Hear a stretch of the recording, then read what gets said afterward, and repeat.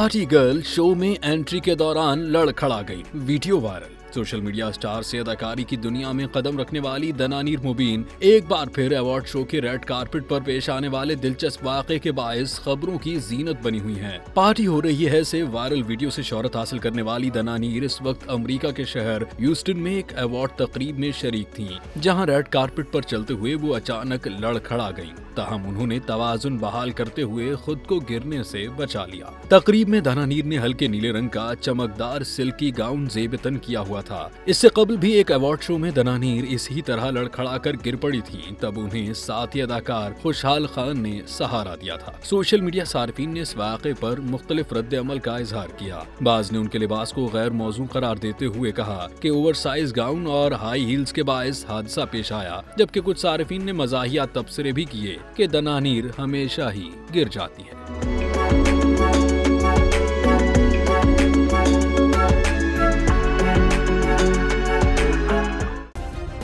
Subscribe करें और bell दबाएं ताकि कोई खबर रह न जाए।